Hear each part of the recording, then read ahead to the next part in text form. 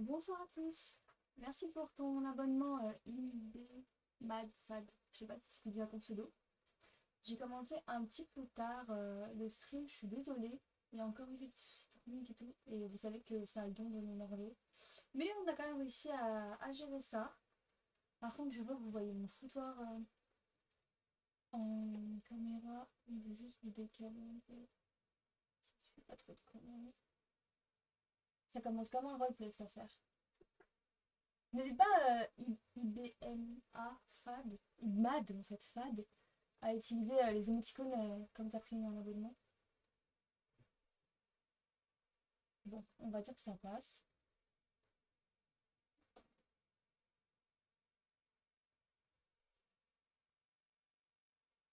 On va dire que ça passe. Donc pour ceux qui s'en souviennent pas, on a commencé il y a vraiment un bout de temps maintenant la lecture du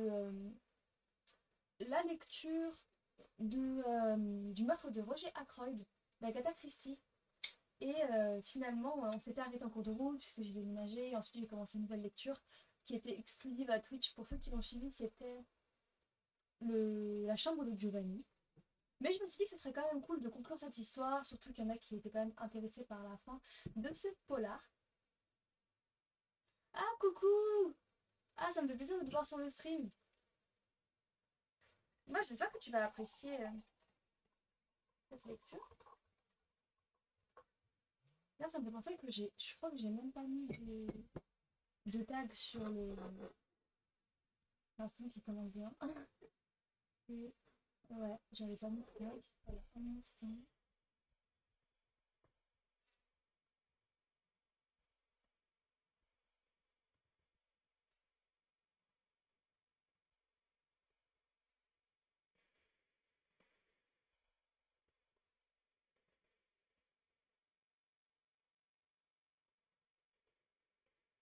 Voilà. Bonsoir Ben Suzanne. Donc pour ceux qui n'ont pas forcément suivi la lecture, je me suis dit que ce serait bien que je fasse un petit récapitulatif et puis pour moi-même aussi parce que c'est vrai que ça fait un bout de temps que j'ai pas suivi la lecture avec vous. Et aussi je voulais vous dire que j'ai changé mon micro. Là en ce moment je suis sur le Beard UM1, donc c'est le micro que j'utilisais auparavant du Blue Yeti que j'utilisais il y a quelques semaines parce que je trouve que c'est plus pratique pour moi au niveau de ma maniabilité. Mais dites-moi si vous préférez le Blue Yeti, auquel cas je repasserai à l'ancien. C'est toujours en cours d'acquisition la qualité du stream ici puisqu'il n'y a pas de lumière et j'ai emménagé il n'y a pas si longtemps que ça, donc c'est encore en cours d'acquisition, mais je prends toujours vos réactions par rapport à ça, donc n'hésitez pas. Euh, Ah, ça me fait trop plaisir d'avoir un petit émoticône que j'ai dessiné. Merci beaucoup pour l'abonnement, ça me fait vraiment plaisir. Alors d'ailleurs, encore un petit rappel, je suis désolée, je fais plein d'aléas partout, mais j'y pense. Il y a une conversation sur le Twitch qui s'appelle Le meurtre de Roger Ackroyd, normalement, qui s'appelle Agatha Christie Illustration, avec les illustrations qui étaient dans le livre. Donc s'il y en a d'autres, je les posterai sur ce groupe-ci, mais n'hésitez pas à aller jeter un œil pendant la lecture si ça vous intéresse. Pour l'instant, il n'y a que deux illustrations. Il y a le plan de la chambre dans laquelle est mort Roger Ackroyd et aussi un plan de la maison en général. Oui, monsieur Ackroyd, j'ai trop chaud, j'ai enlevé mon pull. Et sur ce, on va commencer le petit résumé. Et puis après, à partir de ça, on commencera la lecture. Alors, pour ceux qui s'en souviennent pas, on est rentré dans le récit du point de vue d'un personnage qui est somme toute un médecin, en tout cas qui a l'air de travailler dans la médecine. Il rentre d'une journée de médecine, il vit avec sa sœur, donc qui est vieille fille. Et puis il reçoit un coup de fil un peu mystérieux qui lui annonce qu'il faut qu'il retourne dans la maison de Monsieur Ackroyd. Et là, il découvre que cet homme est décédé. Donc pour l'instant, il n'y a pas forcément de réflexion sur sa mort. Le son est un peu bas.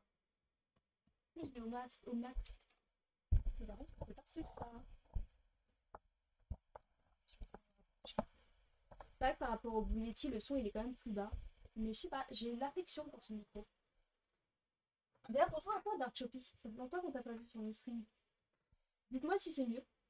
Donc je vous disais que ce fameux Roger Ackroyd est décédé, et là arrive le fameux Hercule Poirot, donc qui était un homme qui était resté assez secret dans le voisinage, qui venait d'emménager, on ne savait pas trop qui il était, quelle était sa profession, il restait assez mystérieux. Certains le prenaient pour un coiffeur, mais finalement il s'agit bien d'un enquêteur, et de fil en aiguille, il va décider comment dirais-je, il va décider eh bien de participer à cette enquête et de résoudre l'enquête de Roger Ackroyd. Et donc il va se rendre compte que Roger Ackroyd, avant sa mort, a reçu une lettre qui annonçait le décès de son amante. Pas forcément le décès, pardon, mais plutôt la raison pour laquelle elle s'est suicidée. En fait, elle a écrit une lettre pour avouer qu'elle a tué son ancien amant, que quelqu'un la faisait chanter, et que par culpabilité et par pression, elle a décidé de se tuer et elle révélait le nom de son maître chanteur. Mais Roger Ackroyd n'a pas eu le temps, ou bien a eu le temps de lire cette lettre, mais en tout cas, il est mort avant de pouvoir affirmer au monde cette révélation. Et donc, Hercule Poirot pense que le présumé coupable est l'auteur de cette lettre, enfin en tout cas le maître chanteur qui a été mentionné dans cette lettre. Par la suite, il a découvert qu'il y avait quand même pas mal de petites comment dirais-je, intrigues qui étaient mêlées tout autour du meurtre de Roger Ackroyd. Par exemple, le fait qu'il eh bien, il avait une amante qui était cachée, qui allait sans doute reprendre la main sur la maison avec lui, mais que la femme de chambre était quand même un peu jalouse. Il y avait aussi l'idée que sa nièce, elle était mariée avec son fils, je crois, mais qu'en réalité, il avait une relation, enfin, il désirait une autre femme, etc. Et on s'était quitté justement sur cette fameuse relation secrète, ces fiançailles tacites, puisque la nièce de Roger Ackroyd était en discussion avec un ami de Roger Ackroyd. Comment il s'appelle encore celui-ci? La nièce s'appelle Flora et l'homme.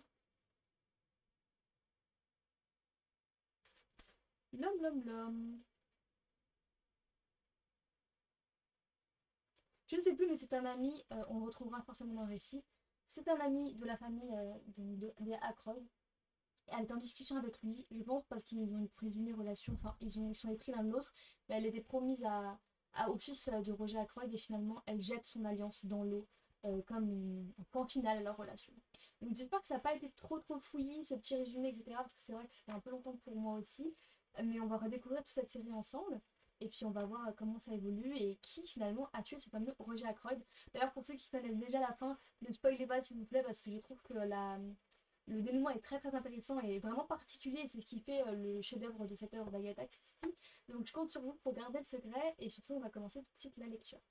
Bonsoir aux 9 personnes d'ailleurs qui sont là, en dehors de Ibn Fad, Ben Susan et Dark Shoppy.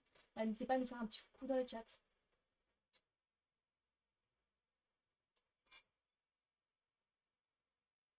Alors c'est parti, on va commencer. Donc on s'était arrêté, si jamais il y en a qui suivent avec le livre, au chapitre 10. Coucou Salombo, comment tu vas? Contente de te voir dans le stream. On s'est arrêté, donc je disais, au chapitre 10 qui s'intitule La femme de chambre, si jamais il y en a qui suivent avec le livre et qui voudraient lire en même temps que je lis. Ça va, merci. Je suis plutôt contente de reprendre les streams, ça m'avait manqué. J'ai pas passé une super semaine, donc ça a changé un peu les idées de lire un peu avec vous et passer du temps avec vous. Donc je suis contente de me replonger un peu dans un univers en votre compagnie. Donc sans plus tarder, on va commencer tout de suite. Ah oui, n'hésitez pas à me faire des retours sur le son aussi. Merci Dark Shoppy pour la mention. Ça m'aide toujours à améliorer mon contenu.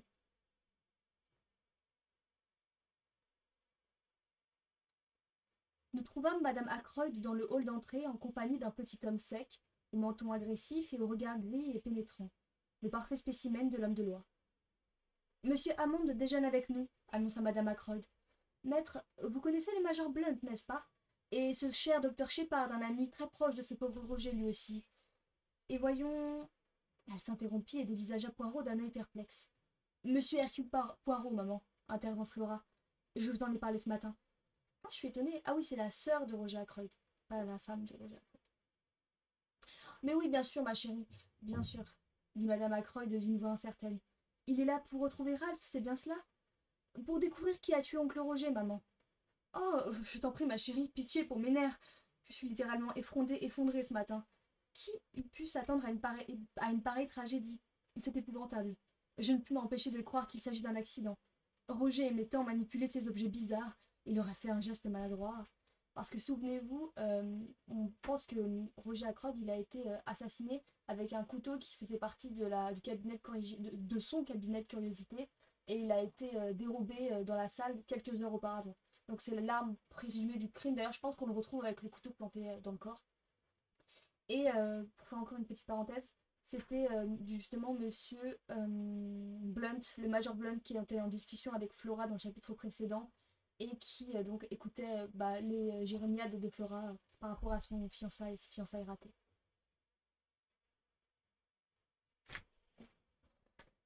Je t'en prie, ma chérie, pitié pour mes nerfs. Je suis littéralement effondrée ce matin. Qui eût pu s'attendre à pareille tragédie? C'est épouvantable. Je ne puis m'empêcher de croire qu'il s'agit d'un accident. Roger m'étant manipulé ces objets bizarres, il aurait fait un geste maladroit. Un silence poli accueillit cette hypothèse. Je vis Poirot se glisser aux côtés de l'avoué et lui parler à voix basse. Ils se retirèrent dans l'embrasure d'une fenêtre, où je les rejoignis, non sans hésitation. Peut-être suis-je indiscret? Pas du tout, protesta Poirot avec chaleur. Vous et moi sommes associés dans cette enquête, monsieur le docteur, et je serais perdu sans vous. Je désirais m'informer un peu plus auprès de ce bon monsieur Hammond. Si je comprends bien, avoua prudemment l'avoué, vous agissez au nom du capitaine Ralph Patton? Pas du tout. J'agis dans l'intérêt de la justice. Mademoiselle Ackroyd m'a demandé d'enquêter sur la mort de son oncle. Monsieur Hammond tiqua. J'ai peine à croire que le capitaine Patton soit impliqué dans cette affaire de meurtre, si accablantes soient les charges qui pèsent contre lui. Le fait qu'il ait eu besoin d'argent ne suffit pas à... Il avait donc besoin d'argent? Intervint vivement Poirot. L'avoué haussa les épaules. C'est un mal chronique chez Ralph Patton, lança-t-il d'un ton sec. L'argent lui file entre les doigts et il avait sans cesse recours à son beau-père. Et l'a-t-il fait récemment, au cours de l'année par exemple? Difficile à dire, monsieur Ackroyd ne m'en a pas parlé.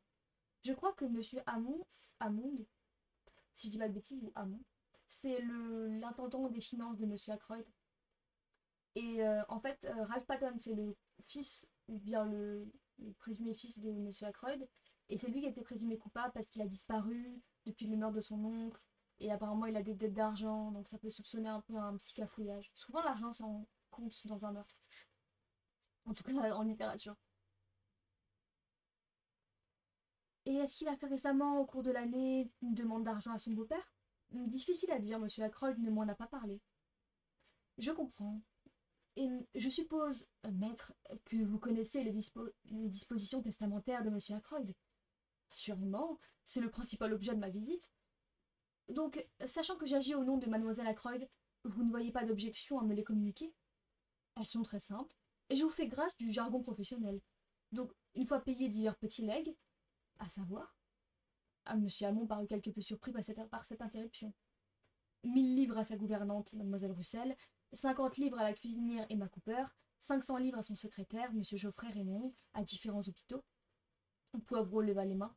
Ah, les donations charitables, aucun intérêt pour moi. Entendu. En tout cas, madame Ackroyd touchera sa vie durant les intérêts d'un capital de 10 000 livres en titres. Mademoiselle Ackroyd hérite d'une somme de 20 000 livres entièrement disponible. Le reste, y compris cette propriété et les actions de la firme Ackroyd et Fils, revient à son fils adoptif, Ralph Patton. C'est bien ce qu'il me semblait, c'était bien un fils adoptif. Monsieur Ackroyd était donc riche, très riche. Le capitaine Patton sera un jeune homme extrêmement fortuné. Ce qui pourrait être une cause de mobile finalement.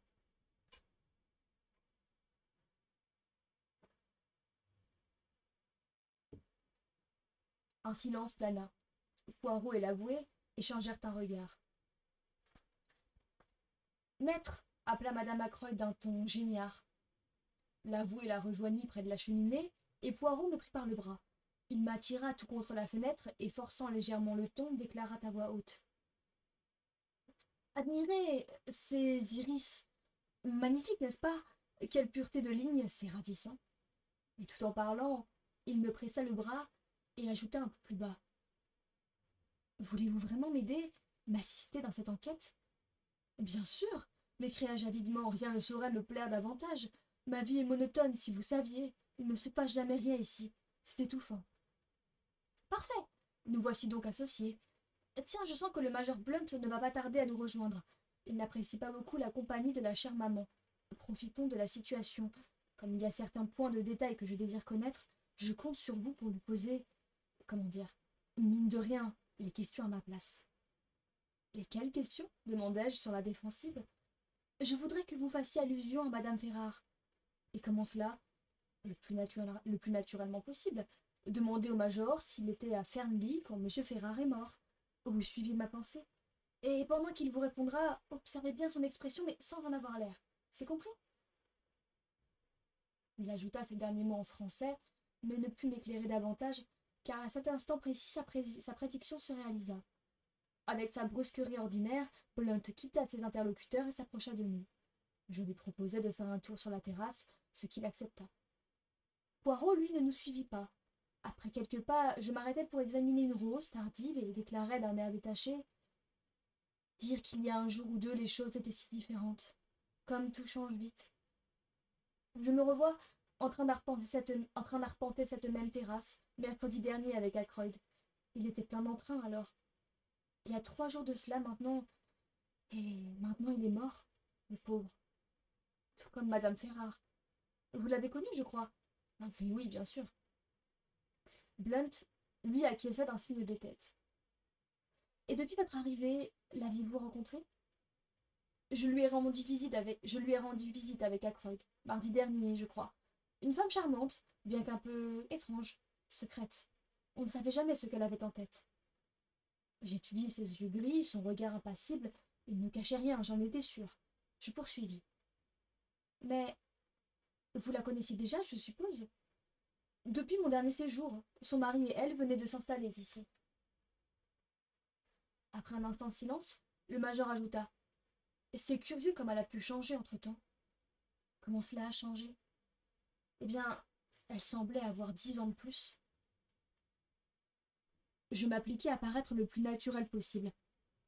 Séjournez-vous ici quand son mari est mort? Non. Bon débarras d'ailleurs, pour ce que j'en sais. Pas très charitable de ma part, mais vrai. J'en convins et ajouta prudemment: Ashley Ferrare n'était certes pas le modèle des maris. Une vraie brute, vous voulez dire? Non seulement un homme pourri par l'argent. Ah, l'argent, qu'on en ait ou qu'on en manque, c'est toujours lui le cause du mal. La cause du mal, pardon. Quel mal vous a-t-il fait personnellement? Je n'ai pas à me plaindre, je fais partie des heureux. Ah oui? Oui et non. Il se trouve qu'en ce moment, je suis un peu à court. J'ai fait un héritage il y a un an et, comme un idiot, je me suis laissé entraîner dans des spéculations hasardeuses. Je compatis à ses déboires et lui racontai les miens. Et puis le gong annonça le déjeuner, nous rentrâmes, et Poirot m'attira à l'écart. Eh bien, demanda-t-il. Rien de suspect chez ce garçon, j'en jurerais. Pas la moindre anomalie? Il a bien fait un héritage il y a un an, et après, ce n'est pas défendu. Cet homme est franc, comme l'or, et n'a rien à se reprocher. J'en mettrai ma main au feu. Très bien, dit Poirot d'un ton conciliant. Ne vous emballez pas comme cela. On aurait juré qu'il s'adressait à un enfant capricieux.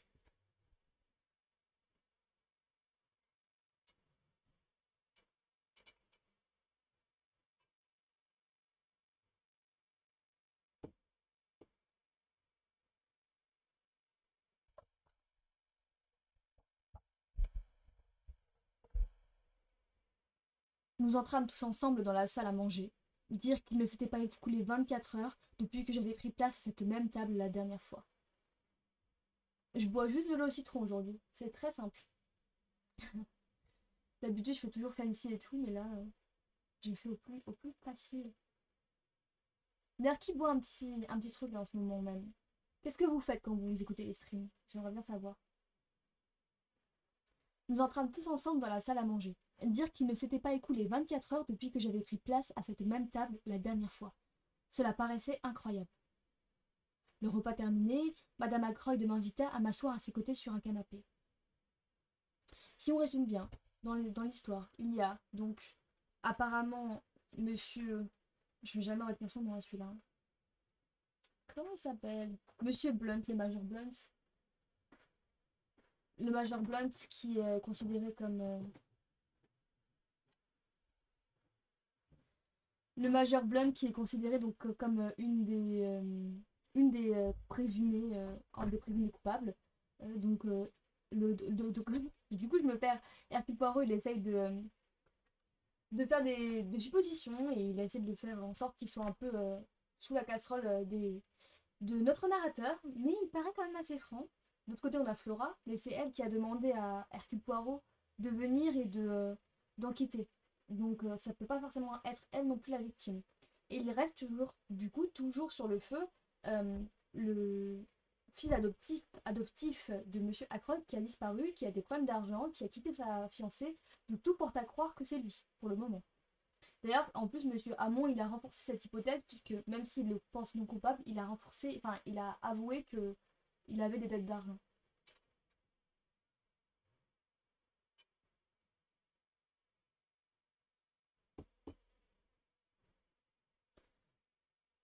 Le repas terminé, Madame Ackroyd m'invitait à m'asseoir à ses côtés sur un canapé. Vous allez voir mon acting hors du commun. Préparez-vous. Je ne peux m'empêcher de me sentir blessée, murmura-t-elle en exhibant un mouchoir apparemment pas de la sorte qui essuie les larmes. Oui, blessée par ce manque de confiance de la part de Roger. C'est à moi qu'il aurait dû léguer ces 20 000 livres et non à Flora. Les intérêts d'un enfant ne sauraient être mieux placés qu'entre les mains de sa mère. Vous oubliez les liens du sang, madame. Flora était la nièce d'Ackroyd. Si vous aviez été sa sœur et non sa belle-sœur, le cas eût été différent. La belle éplorée se tamponna délicatement les paupières. En tant que veuve de ce pauvre Cécile, j'estime qu'on aurait pu tenir compte de mes sentiments. Ah, c'est trop bien! J'aimerais trop voir ce que tu couds. En tant que veuve de ce pauvre Cécile, j'estime qu'on aurait pu tenir compte de mes sentiments, larmoya-t-elle. Mais Roger a toujours été très regardant, pour ne pas dire pingre, et nous nous trouvions dans une position difficile toutes les deux. Il n'avait même pas prévu une rente pour la pauvre enfant, mais non. Il se faisait prier pour payer ses factures et lui demandait sans arrêt à quoi lui servaient toutes ces fanfreluches. Quelle question! C'est bien un homme. Mais je ne sais plus où j'en suis. Nous n'avions rien qui fût vraiment à nous, pas un centime, et c'était humiliant pour Flora. Vous comprenez? Elle en souffrait, et même beaucoup. Oh, elle était très attachée à son oncle, bien sûr, mais n'importe quelle autre jeune fille eût souffert dans sa position. Il faut bien avouer qu'en matière d'argent, Roger avait des idées singulières. Jusqu'aux serviettes de toilette qu'il refusait de remplacer, et je lui avais pourtant dit que les vieilles étaient en loques. Quelle idée! Enchaînait Madame Ackroyd en passant brusquement du coq à l'âne, ce qui lui arrivait souvent. Quelle idée de laisser tout cet argent, 1000 livres, vous vous rendez compte? 1000 livres à une femme! Quelle femme? Bah, cette Russell, elle a quelque chose de bizarre, je vous l'ai toujours dit. Mais Roger n'admettait pas qu'on la critique. Il lui trouvait beaucoup de force de caractère et répétait qu'il l'admirait et la respectait. On n'entendait parler que de sa droiture, de son détachement, de ses qualités morales. À mon avis, tout cela cachait quelque chose et elle ne songeait qu'à épouser Roger. Mais j'y ai mis le holà et elle m'a toujours détestée, forcément. Moi, je n'étais pas dupe. Je commençais à me demander si j'avais la moindre chance d'échapper à ce flot de paroles quand M. Hamon m'en offrit une en venant prendre congé. Je sautai sur l'occasion et me levai. Et à propos de l'enquête, demandai-je, où préférez-vous qu'elle ait lieu? Ici ou aux Trois Marcassins? C'est une espèce d'auberge. Madame Ackroyd me dévisagea bouche bée. L'enquête? Éta-t-elle figée par la consternation? Il ne sera sûrement pas nécessaire d'en arriver là. Monsieur Hamon sauta et laissa tomber la conique. Inévitable, vu les circonstances. Mais le docteur Shepard doit pouvoir s'arranger. Je crains que mes pouvoirs n'aillent pas jusque-là, rétorquai-je avec sécheresse. Mais si la mort de Roger n'est qu'un accident, à cette fois je me montrai brutale. Il a été assassiné, Madame Ackroyd. Et elle laissa échapper un petit cri. Elle tombe un peu du ciel, la cocotte. Le mec, il a un poignard dans le cœur, mais présumément, il s'est assassiné lui-même. Je crois que le chat... Attendez. Attendez.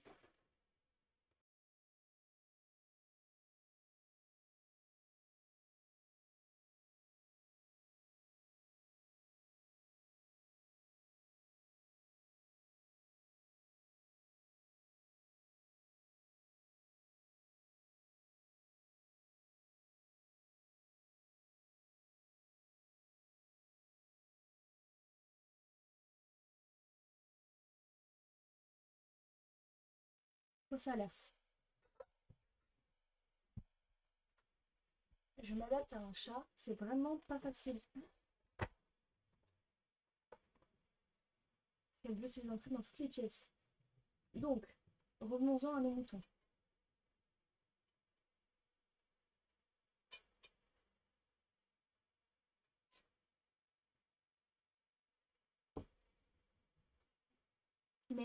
Si la mort de Roger n'est qu'un accident. Non, pas vraiment, non. Mais je pense que c'est parce qu'elle a vraiment pas envie de se compliquer la vie, à mon avis.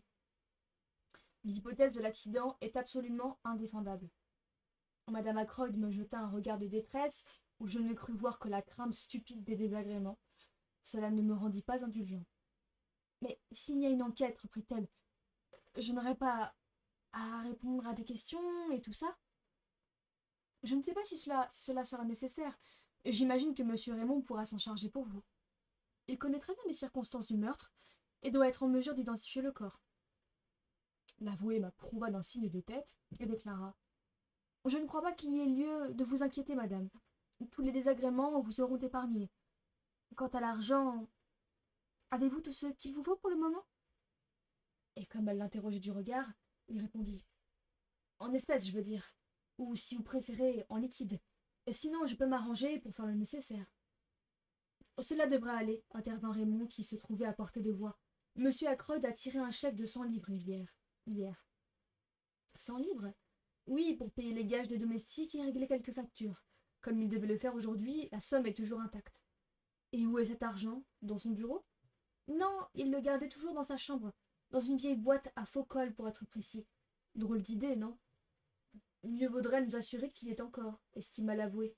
Allons-y avant que je parte. Mais certainement, approuva le secrétaire. Je vous précède.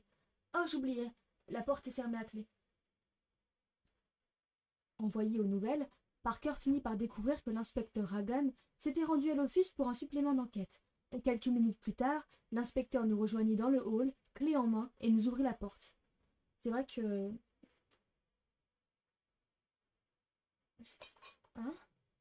C'est vrai que Hercule Poirot, il n'est pas en compétition, mais il enquête en ex-aequo avec le flic, mais qui est assez lourdeau et qui fait des conclusions un peu hâtives. Je crois que c'est pour ça que Flora avait engagé Hercule Poirot, c'est parce qu'elle a essayé de dédouaner le fils donc de Roger Ackroyd, parce qu'elle allait l'épouser en fait.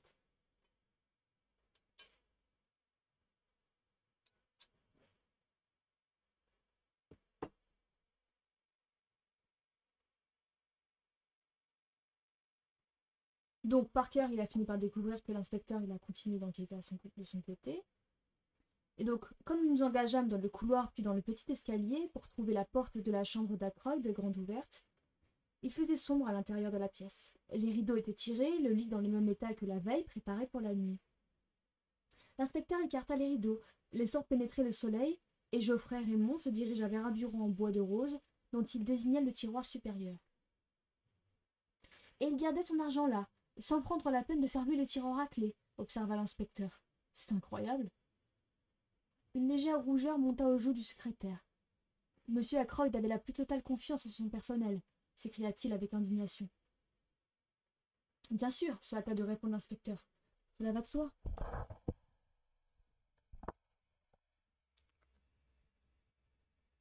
Raymond ouvrit le tiroir. Il en sortit une boîte en cuir de forme ronde qu'il ouvrit à son tour.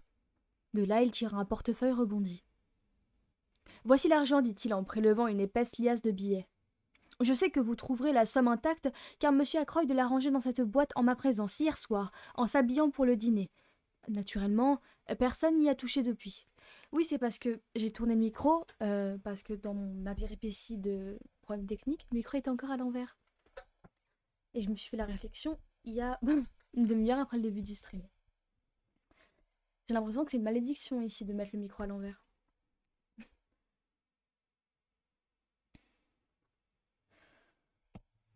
Donc l'argent. Monsieur Hamon lui prit la liasse des mains, compta les billets et releva vivement la tête. 100 livres, dites-vous? Mais il n'y en a que 60. Raymond ouvrit des yeux ronds. C'est impossible, s'exclama-t-il en arrachant les billets des mains de l'avoué pour les compter à haute voix. Monsieur Hamon ne s'était pas trompé, il n'y avait que 60 livres. Mais je ne comprends pas, s'écria le secrétaire abasourdi. Alors Poirot se décida à intervenir. Vous avez bien vu monsieur Ackroyd ranger cet argent hier soir, pendant qu'il s'habillait. Vous êtes certain qu'il n'avait pas déjà disposé d'une partie de cette somme? Si, il y a un sens, et il est plus ou moins logique. Normalement, c'est logique, en fait, mais... c'est vrai que je suis un peu tête en l'air sur ce genre de détails.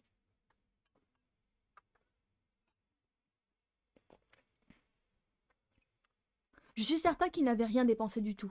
Il a même dit: je ne veux pas descendre avec 600 livres en poche, c'est trop encombrant. En ce cas, c'est simple, commenta Poirot. Ou bien il a disposé de ses 40 livres hier soir, ou bien on les lui a volés. On ne saurait mieux dire, approuva l'inspecteur, qui se tourna vers madame Ackroyd. Parmi les domestiques, qui a pu entrer dans cette pièce hier soir? La bonne, pour préparer le lit. Qui est-ce? Que savez-vous d'elle? Il n'y a pas très longtemps qu'elle est ici, en fait, mais c'est une brave fille de la campagne, comme tant d'autres. Il nous faut tirer cela au clair, déclara l'inspecteur. Si M. Ackroyd a disposé de cet argent lui-même, l'usage qu'il en a fait a peut-être un rapport avec le crime. Selon vous, rien à reprocher aux autres domestiques? Pas à ma connaissance. Vous n'avez jamais constaté de disparition? Non. Pas de départ ou quoi que ce soit d'inhabituel? Si, la femme de chambre s'en va. Quand? Elle a donné son congé hier. À vous? Oh non, je n'ai rien à voir avec la personnelle. C'est mademoiselle Roussel qui s'occupe des questions des domestiques.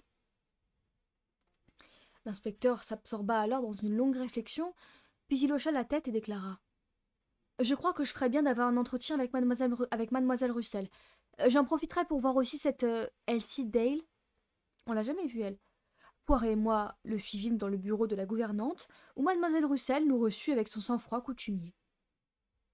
Elsie Dale était à Fernley depuis 5 mois, nous apprit-elle. Une brave fille, travailleuse et des plus comme il faut, avec de bonnes références. En somme, la dernière personne au monde que l'on soupçonnerait de dérober le bien d'autrui. Et la femme de chambre? Une fille remarquable, elle aussi, pondérée, distinguée, irréprochable dans son travail. Alors, pourquoi part-elle? Mademoiselle Russell pinça les lèvres. Ça, je n'y suis pour rien. Mais si j'ai bien compris, M. Ackroyd l'a accablée de reproches hier après-midi. Et c'est elle qui fait le ménage dans le cabinet de travail, et je crois qu'elle a dérangé des papiers posés sur le bureau. M. Ackroyd était furieux, et elle a donné son congé. En tout cas, c'est ce que j'ai déduit de ses explications, mais peut-être préféreriez-vous lui parler. L'inspecteur acquiesça, et mademoiselle Russell fit appeler Ursula Bourne. J'avais déjà remarqué la domestique qui nous servait à table. Une grande fille à l'opulente chevelure, brune tirée sur la nuque, et avec des yeux gris au regard tranquille. Elle entra, et resta debout devant nous, très droite, fixant sur nous son impassible regard gris. « Vous êtes Ursula Bourne, s'enquit l'inspecteur. Oui, monsieur. J'apprends que vous partez? Oui, monsieur. Et pour quelle raison? J'ai dérangé des papiers sur le bureau de M. Ackroyd, il s'est emporté et m'a dit que je ferais mieux de m'en aller, et le plus tôt possible. Hier soir, êtes-vous entré dans la chambre de M. Ackroyd pour ranger ou pour toute autre raison? Non, monsieur. C'est le travail d'Elsie. Je ne suis jamais allée dans cette partie de la maison. Je dois vous informer, mon petit, qu'une importante somme d'argent a disparu de la chambre de M. Ackroyd. Cette fois, la jeune fille sortit de son indifférence. Je vis le rouge lui monter aux joues. J'ignorais jusque l'existence de cet argent. Si vous croyez que je l'ai pris et que M. Ackroyd m'a renvoyé à cause de cela, vous vous trompez. Je ne vous accuse pas de l'avoir pris, mon petit. Ne soyez pas si susceptible. La jeune fille le toisa d'un regard glacial. Vous pouvez fouiller mes affaires, lança-t-elle avec dédain. Vous n'y trouverez rien. Poirot se hâta alors d'intervenir. C'est bien hier que M. Ackroyd vous a donné son congé, ou que vous avez pris congé de vous-même, n'est-ce pas? La femme de chambre hocha la tête. Combien de temps a duré votre entretien? Notre entretien? Avec M. Ackroyd dans son bureau. Je ne sais pas. 20 minutes? Une demi-heure? Quelque chose comme cela. Pas plus? Pas plus d'une demi-heure, en tout cas. Merci, mademoiselle. J'observai Poirot avec curiosité. À petits gestes méticuleux, il redisposait en les alignant quelques bibelots sur la table. Son regard brillait. Est-ce que vous avez compris ce qu'il a compris? C'est peut-être un peu loin pour qu'on puisse faire des petites intuitions et des petites remarques, parce que ça fait longtemps qu'on n'a pas lu le début du livre.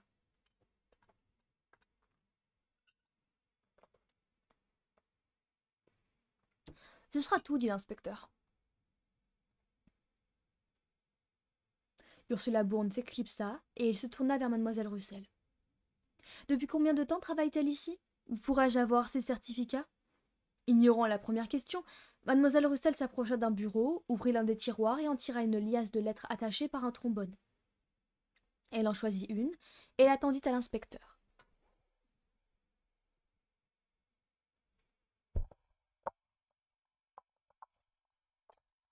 Tout cela me semble parfait, observa-t-il. Madame Richard Folliot, Marby Grange. Marby, qui est cette personne? Une dame très distinguée, une grande bourgeoisie terrienne, répondit brièvement mademoiselle Russell. L'inspecteur lui rendit la lettre. Bien, voyons l'autre maintenant. Cette Elsie Dale. Elsie était une belle fille saine au visage agréable, bien qu'un peu stupide. Elle répondit à nos questions sans se faire prier, et s'émut beaucoup de la disparition de l'argent. Je ne vois pas ce qu'on pourrait lui reprocher, commenta l'inspecteur après l'avoir congédié. Et sur Parker, quelle est votre opinion?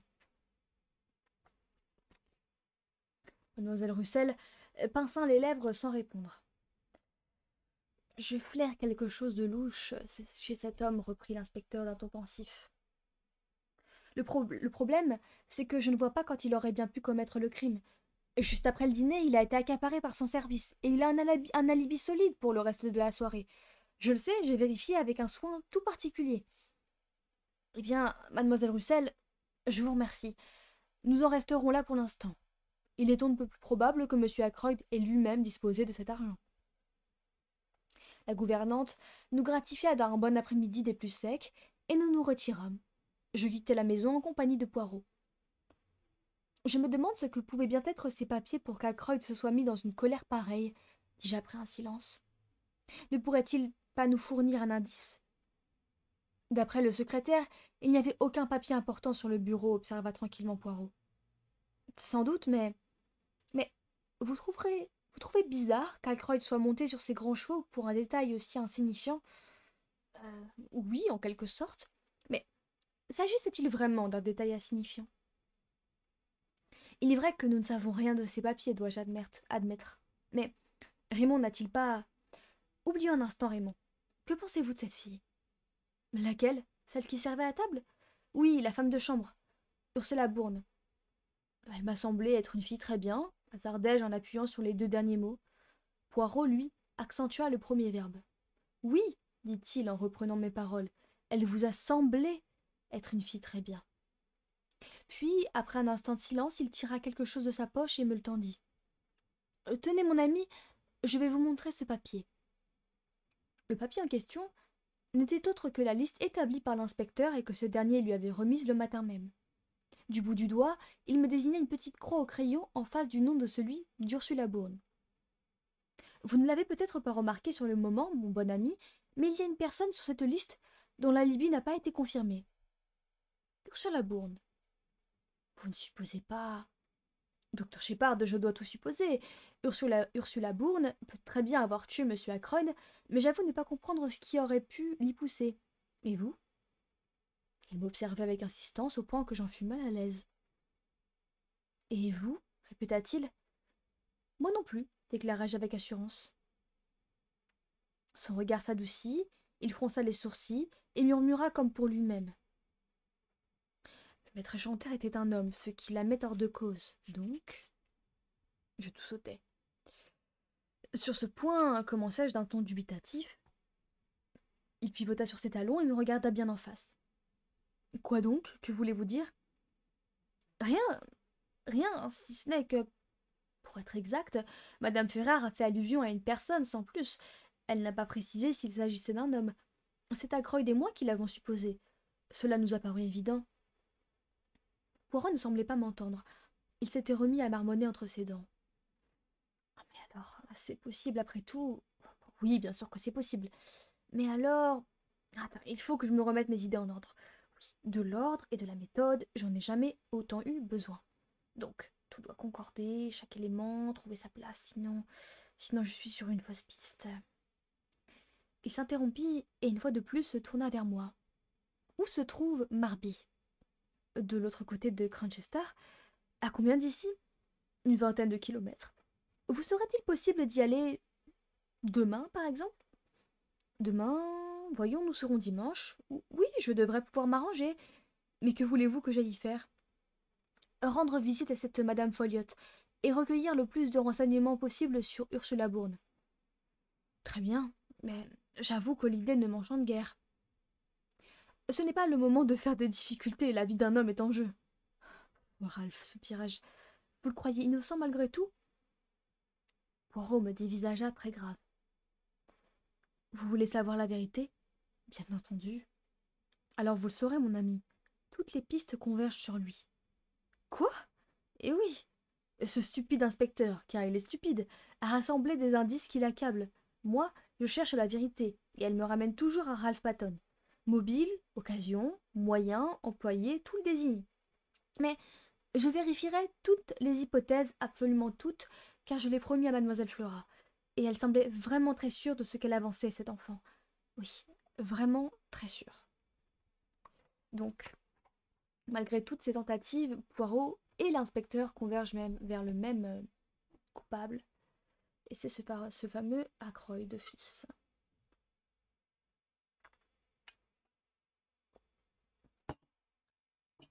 Après, est-ce qu'il a tort, est-ce qu'il a raison? Ça, on le saura au fur et à mesure de la lecture.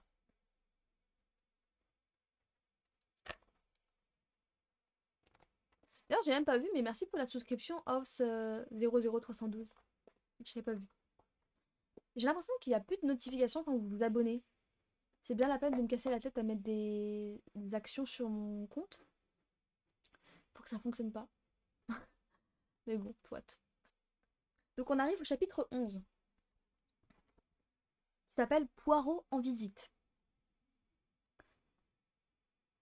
Ce ne fut pas sans une certaine nervosité que je sonnai à la porte de Marby Grange le lendemain après-midi. Il y a un truc que j'aimerais bien faire.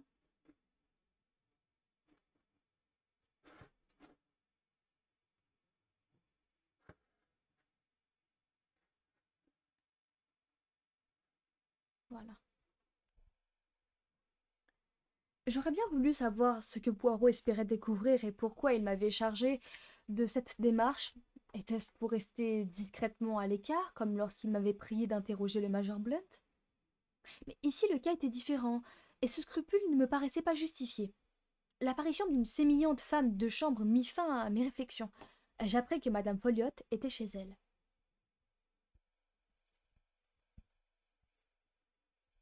Petite blague de derrière les fagots, Salombo. Introduit dans un salon spacieux pour y attendre la maîtresse de maison, je promenais autour de moi un regard curieux. La grande pièce était assez nue, les tentures et les sièges plutôt râpés. Ça et là, quelques très belles porcelaines et des gravures de maître. Aucun doute, j'étais bien chez une dame de qualité. Je m'arrachai à l'examen d'une Bartholozzi au moment où madame Folliot fit son entrée. C'était une grande femme à la chevelure brune, un peu en désordre et au sourire engageant. Docteur Shepard énonça-t-elle avec un rien d'hésitation. C'est bien mon nom, madame. Je vous prie d'excuser mon intrusion, mais j'aurais voulu des renseignements sur une femme de chambre qui a été à votre service. Ursula Bourne. Ce nom produisit un effet instantané. Le sourire de madame Folliot s'évanouit, et sa cordialité de même. Elle parut soudain très mal à l'aise. Ursula Bourne répéta-t-elle d'une voix incertaine. Oui, ce nom ne vous dit sans doute plus rien? Oh si, je me souviens très bien d'elle. Elle vous a quitté il y a 1 an, si j'ai bien compris. Oui, oui, oui, c'est exact. Vous avait-elle donné satisfaction? Combien de temps est-elle restée à votre service d'ailleurs? 1 an ou 2, je ne me rappelle pas au juste. Elle est extrêmement capable et je suis certaine qu'elle vous donnera toute satisfaction à vous aussi. Ainsi, elle quitte Fernley. Je n'étais pas au courant. Pouvez-vous m'apprendre quelque chose de plus à son sujet? Quoi, par exemple? D'où elle vient? De quel milieu? Ce genre de détails. La froideur de madame Folliot s'accentua sensiblement. Je n'en ai pas la moindre idée. Où travaillait-elle avant d'entrer à votre service? Je crains de l'avoir oubliée. Sous la nervosité de mon hôtesse perçait une note de colère. Elle redressa la tête en un geste qui me parut vaguement familier. Toutes ces questions sont-elles vraiment indispensables? Un peu étonnée, je me récriai poliment. Mais pas du tout, je n'avais pas l'intention de vous mettre dans l'embarras, vous m'envoyez navré. Madame Folliot se radoucit, et je vis réapparaître sa gêne. Mais vos questions ne m'embarrassent pas, je vous assure. Pas le moins du monde. Et d'ailleurs, en quoi pourrait-elle? Elles m'ont simplement paru un peu surprenantes. Oui, c'est bien le mot. Surprenante. L'un des avantages de la pratique médicale, c'est que vous savez presque toujours quand les gens vous mentent. Rien qu'à son attitude, j'aurais pu deviner que Madame Folliot se répugnait à me répondre. Et même énormément. Sa confusion et son désarroi parlaient d'eux-mêmes. Il y avait quelque chose de mystérieux dans cette histoire. Mais quoi? Mystère. Il était clair pour moi qu'elle n'avait pas l'habitude des faux fuyants. Et comme tous les novices en la matière, elle était aussi maladroite que mal à l'aise. Un enfant l'aurait percée à jour. Mais il était tout aussi clair qu'elle n'avait pas l'intention de m'en dire plus. Et ce n'était certainement pas elle qui m'aiderait à éclaircir le mystère entourant Ursula Bourne, quoi qu'elle fût. Frustré dans mes espoirs, je m'excusai une fois de plus de l'avoir importunée, pris mon chapeau et me retirai. J'allais voir 2 patients à domicile et rentrai chez moi vers 18 heures. La cérémonie du thé venait de s'achever, et à en juger par l'état de la table où trônait Caroline. La cérémonie du thé venait de s'achever, à en juger par l'état de la table où trônait Caroline. C'est fou comme en tonalité ça change tout le sens. Hein. Je lus sur son visage une sorte d'exaltation contenue, que je ne connaissais que trop bien. Il y avait des nouvelles dans l'air. Souvenez-vous, Caroline, c'est la sœur du médecin, et c'est une petite mégère qui aime bien mettre son grain de sel un peu partout et qui aime bien résoudre les enquêtes à la place de tout le monde. Venait-elle de les répandre, au contraire de les recueillir? C'est ce qu'il me restait à apprendre. Je n'eus que le temps de me laisser tomber dans mon fauteuil et d'allonger les jambes en direction du bon feu qui flambait dans la cheminée, que Caroline passa à l'attaque. J'ai passé un après-midi passionnant. Ah oui? Mademoiselle Gannett est venue prendre le thé? Mademoiselle Gannett est un des piliers de notre service de renseignement. Cherche encore, jubila Caroline. J'offris plusieurs autres noms, passant lentement en revue toutes les informations de ma sœur. À chaque tentative, ma sœur secouait la tête d'un air triomphant. Et finalement, ce fut elle qui m'annonça. Monsieur Poirot est venu me voir. Eh bien, que penses-tu de cela?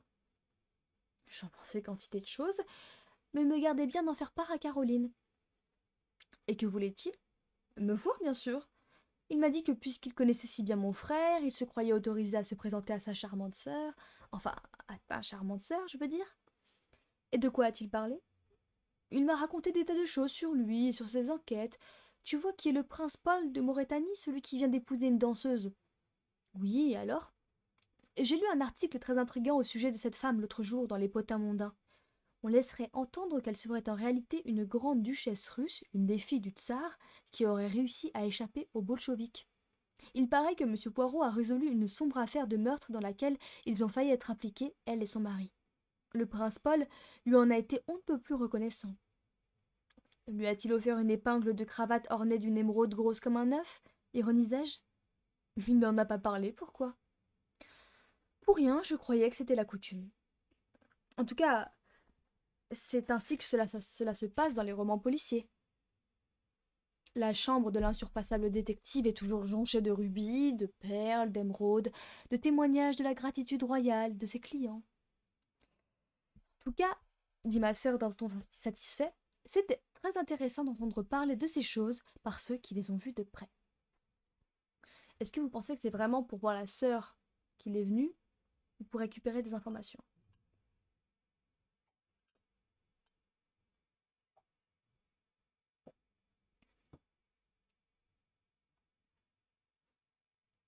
Ce l'était certainement du moins pour Caroline, mais je ne pus m'empêcher d'admirer la subtilité de M. Hercule Poirot. Il avait su choisir entre toute l'histoire la plus propre à séduire une vieille demoiselle de village. Et alors t'a-t-il révélé si la danseuse était vraiment une grande duchesse? Il n'en avait pas le droit, cela va de soi, dit Caroline pleine d'importance. Dans quelle mesure Poirot avait-il altéré la vérité en bavardant avec ma sœur? Pas du tout, sans doute. Il avait dû procéder par mimique et haussement d'épaules, et suggérer sans se compromettre. Et j'imagine qu'après cela, tu étais prête à lui manger dans la main, m'écriai-je.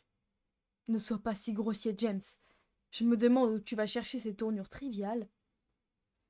Probablement chez mes malades, mon seul lien avec le monde extérieur. Malheureusement, ma clientèle ne se compose pas d'altesse royale, ni de fascinants émigrés russes. Bonsoir 64 Oli, comment tu vas? Caroline remonta ses lunettes et me dévisagea. Tu m'as l'air bien acariâtre, James. Ce doit être ton foie. Tu me feras le plaisir de prendre une pilule ce soir. À me voir vivre chez moi, personne ne se douterait que je suis le médecin. C'est Caroline qui prescrit les traitements de la famille, aussi bien les miens que les siens. Au diable mon foie, maugréai-je. Avez-vous parlé du meurtre? Enfin, James, naturellement. De quoi pourrait-on bien parler dans notre contrée en ce moment, sinon de cela? J'ai pu préciser certains détails à M. Poirot qui m'en a su gré. Il m'a dit que j'avais un véritable flair de détective et un sens inné de la psychologie humaine. J'espère que tu arrives à suivre le récit. Caroline se pourlécha comme une chatte devant un bol de crème. Pour un peu, elle en aurait ronronné. Il m'a beaucoup parlé des petites cellules grises du cerveau. Les siennes sont de toute première qualité, paraît-il. Mais comment donc, ricanai-je, Monsieur Hercule Modeste Poirot. Tu ne trouves pas que ça lui irait bien? Je préférais que tu ne parles pas comme un Américain, James. Monsieur Poirot pense qu'il faut à tout prix retrouver Ralph et lui conseiller de se montrer. D'après lui, son absence produirait une impression désastreuse à l'enquête. Et qu'as-tu répondu à cela? Que c'était aussi mon avis, dit Caroline d'un ton suffisant. Et je lui ai répété tout ce qu'on raconte déjà sur Ralph. Caroline, m'informai-je avidement, as-tu rapporté à M. Poirot la conversation que tu as surprise dans les bois l'autre jour? Mais oui, fit bêtement Caroline. Je me levai et me mis à arpenter la pièce. J'espère que tu te rends compte de ce que tu as fait. Tu as passé la corde au cou de Ralph, ni plus ni moins. Pas du tout, rétorqua ma sœur imperturbable, et je m'étonne que tu n'en aies pas parlé toi-même. Je m'en suis bien gardée. J'aime beaucoup ce garçon. Mais moi aussi, c'est pourquoi je trouve la remarque stupide. Je ne crois pas que Ralph soit coupable. Donc la vérité ne peut pas lui nuire, et nous devrions aider M. Poirot du mieux que nous pouvons. Réfléchis. Il est fort probable que Ralph soit sorti avec cette jeune fille le soir du meurtre. Si c'est le cas, il a un excellent alibi. Mais s'il a un si bon alibi, pourquoi ne pas vouloir le dire? Sans doute pour ne pas causer d'ennui à la jeune fille, observa Caroline d'un ton sagace. Mais si M. Poirot la retrouve et lui fait comprendre où est son devoir, elle viendra de son propre chef disculper Ralph. Quelle imagination! Un vrai conte de fées. Tu lis trop de mauvais romans, Caroline. Je te l'ai toujours dit. Sur ce, je m'affalai à nouveau dans mon fauteuil. Et Poirot, t'a-t-il posé d'autres questions? Demandai-je. Seulement sur les patients que tu as vus ce matin. Les patients? Répétai-je incrédule. Oui, ceux de ta consultation. Il voulait savoir combien ils étaient, et aussi leur nom. Dois-je comprendre que tu as pu le renseigner? Caroline me surprendra toujours. Et pourquoi pas, triompha-t-elle. De cette fenêtre, je vois très bien le chemin qui mène à ton cabinet, et j'ai une excellente mémoire, James. Bien meilleure que la tienne, permets-moi de te le dire. Je n'en doute pas, murmurai-je distraitement. Ma sœur enchaîna en comptant sur ses doigts. Il y eut d'abord la vieille Madame Bennet, puis ce garçon de ferme qui s'est fait mal à la main, Dolly Grace qui s'est planté une aiguille dans le doigt, et ce garçon de cabine américaine. Ce qui nous a fait, voyons, 4. Ah, et aussi le vieux George Evans avec son ulcère. Et pour finir, Caroline observa un silence lourd de sens. Eh bien, le moment triomphal était arrivé, et ma sœur ne manqua pas son effet. En prononçant à grand soin de faire sonner les L, elle annonça d'un ton théâtral « Mademoiselle Russell !» Sur quoi elle se renversa en arrière et me lança un regard significatif. Et quand ma sœur vous regarde d'un air significatif, il est difficile de faire celui qui ne comprend pas. Mais c'est pourtant ce que je suis. Je ne vois pas ce que tu veux dire. Pourquoi mademoiselle Russell ne serait-elle pas venue me voir? Elle a mal au genou. Mal au genou, répéta Caroline. À d'autres. Elle n'a pas plus mal au genou que toi ou moi. C'est autre chose qu'elle voulait. Ah oui? Et quoi? Là, ma sœur dut reconnaître son ignorance. Mais sois tranquille, ajouta-t-elle. C'est ce qu'il cherchait à savoir. Monsieur Poirot, je veux dire. Il y a quelque chose de louche chez cette femme. Et il s'en est aperçu. Tiens, c'est justement ce que me disait madame Ackroyd hier. qu'il y avait quelque chose de louche chez mademoiselle Russell. Caroline se rembrunit. Ah, madame Ackroyd, en voilà une qui... Qui quoi? Mais ma sœur se refusa à tout commentaire. Elle se contenta de hocher plusieurs fois la tête, roula son tricot, tiens, ça me fait penser à quelqu'un, et monta dans sa chambre pour revêtir son chemisier de soie mauve, sur lequel elle porte un médaillon en or. Et c'est ce qu'elle appelle s'habiller pour dîner. Je m'attardai en bas à contempler les flammes, tout en réfléchissant aux paroles de ma sœur. Poirot était-il réellement venu pour se renseigner sur mademoiselle Russell, ou l'esprit alambiqué de Caroline avait-il tout interprété selon ses vues personnelles? Rien dans l'attitude de mademoiselle Russell ne m'avait paru suspect, sinon... Je me rappelais son insistance à ramener la conversation sur les drogues, le poison, les empoisonnements. Mais cela ne voulait rien dire. Ackroyd n'avait pas été empoisonné. Tout de même, c'était curieux. De l'étage, me parvint la voix de Caroline plutôt acide, me sembla-t-il. James, tu vas être en retard pour le dîner. Je mis du charbon sur la grille et montai docilement me préparer.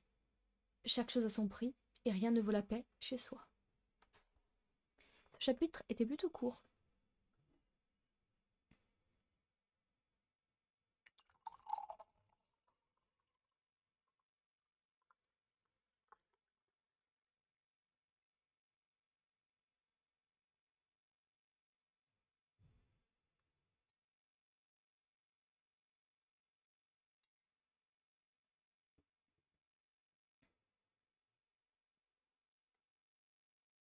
Je pense quand même qu'il est allé chez cette fameuse Caroline, quand même dans le but de prendre des renseignements sur son frère.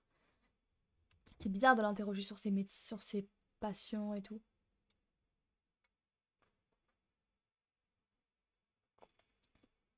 Après, peut-être que je me méfie pas assez de mademoiselle Russell. Hein.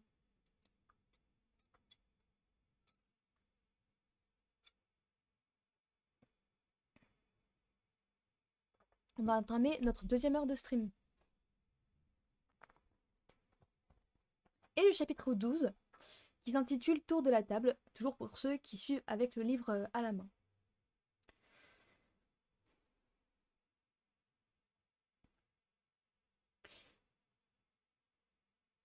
Coucou vidéo Ludiuzi, j'en ai aucune idée, mais je pense qu'on peut le deviner.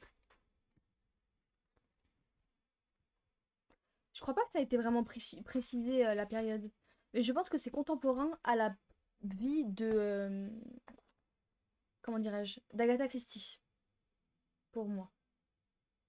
Et donc Agatha Christie, elle est née en 1890, elle est morte en 1976. Donc dans les années... c'est quand même assez contemporain. Je vais quand même vérifier. Pourquoi tu veux savoir cette information? Enfin, en quoi ça a une importance dans le texte, d'après toi?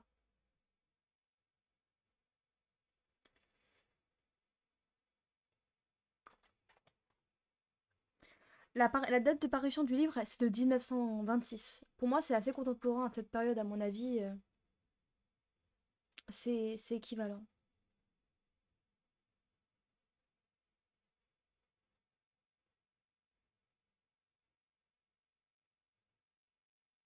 Je pense. Sans trop me tromper que c'est contemporain à l'auteur. Hmm. Eh bien, dis-toi que Agatha Christie, elle était quand même connue pour sa série, pour, comment dirais-je, offrir à lire une série qui était assez immersive. Donc ça fait vraiment sens pour moi que ça soit contemporain à sa vie. Donc je pense que ça se déroule durant les périodes 1930, ces années-là. Après, il y a encore une espèce de noblesse et il n'y a pas le sentiment qui est de véhicule ni rien. Donc j'ai pas forcément un regard très contemporain sur une capacité à situer l'action parce que tout se passe uniquement dans la maison de Monsieur Ackroyd. Mais je pense que sans trop me tromper, que ça doit se dérouler dans ces années-là. Ouais, voilà.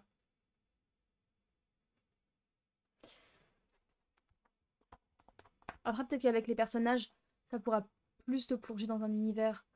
Parce que c'est vrai qu'on reste vraiment centré sur le crime. Mais il y a des domestiques et des enjeux de de mariage entre nièce et fils adoptif, etc. Ce qui est assez typique quand même d'une bourgeoisie et d'un héritage victorien. Donc je pense qu'on est quand même au début des années 1900. Enfin pas début, mais tu m'as compris. Donc, on s'est arrêté à une réunion d'enquête qui aurait eu lieu lundi. Je n'en rapporterai pas tous les détails, ce qui donnerait lieu à des répétitions fastidieuses. Avec l'accord de la police, nous nous arrangeâmes pour éviter toute publicité. Ma déposition porta sur la cause et l'heure probable de la mort d'Ackroyd. Le coroner nota l'absence de Ralph Patton, mais évitait de s'appesantir sur le sujet. Après quoi, Poirot et moi échangeâmes quelques mots avec l'inspecteur Raglan. Ce dernier se montra très soucieux. Tout cela ne me dit rien qui vaille, monsieur Poirot, et j'essaye de juger ce cas sans parti pris. Je suis du pays, et j'ai souvent rencontré le capitaine Patton à Cranchester. Je ne tiens pas à le déclarer coupable, mais que voulez-vous? Tout l'accable. S'il est innocent, pourquoi ne se manifeste-t-il pas? Nous possédons des charges contre lui, mais il pourrait très bien se disculper. Alors pourquoi ne le fait-il pas? J'ignorais encore à ce moment-là tout ce qu'impliquaient les paroles de l'inspecteur. Le signalement de Ralph avait été diffusé dans tous les ports et dans toutes les gares du royaume. La police était sur tous les pieds de guerre. On surveillait son appartement et tous les endroits où il avait l'habitude de se montrer. Avec un tel déploiement de force, il semblait impossible que Ralph puisse s'échapper. Il n'avait pas de bagages et vraisemblablement pas d'argent non plus. Je n'ai pu trouver personne qui l'ait vu à la gare ce soir-là, reprit l'inspecteur. Et pourtant, il est très connu par ici. On pouvait s'attendre à ce que quelqu'un l'ait remarqué. Aucune nouvelle de Liverpool non plus. Vous pensez qu'il est allé à Liverpool? Demanda Poirot. Ce n'est pas impossible. Cet appel téléphonique de la gare juste avant le départ de l'express de Liverpool, c'est peut-être une piste. Ou une fausse piste, dans l'intention de vous égarer précisément, ce qui expliquerait ce coup de téléphone. Ah, c'est une idée, s'exclama vivement l'inspecteur. Croyez-vous réellement que ce soit l'explication de ce message? Je ne sais pas, mon cher, dit gravement Poirot. Mais laissez-moi vous dire ceci. À mon avis, quand nous aurons l'explication de ce coup de téléphone, nous aurons aussi celle du meurtre. Je le regardais avec curiosité. Dis donc, ce chapitre, il a fait fuir tout le monde, on n'est plus que 4.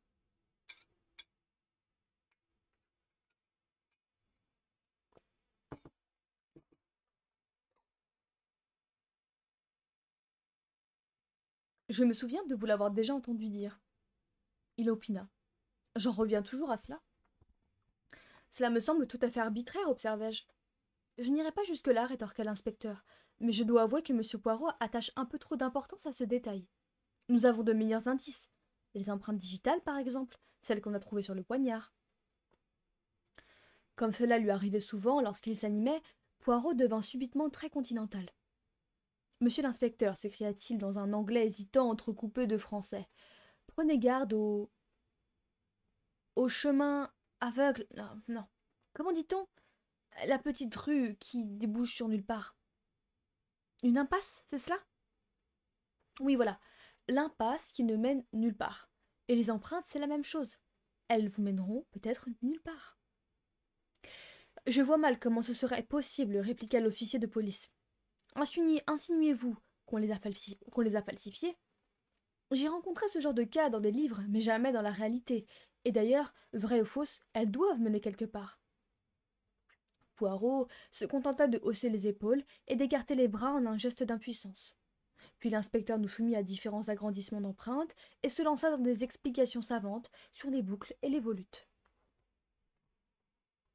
Alors, dit-il enfin, vexé par l'indifférence manifeste de Poirot, vous admettrez que ces empreintes ont été laissées par quelqu'un qui se trouvait dans la maison ce soir-là? Bien entendu, fit Poirot en hochant la tête. J'ai donc relevé les empreintes de tous les habitants de la maison, absolument toutes, vous m'entendez? De la vieille dame à la fille de cuisine.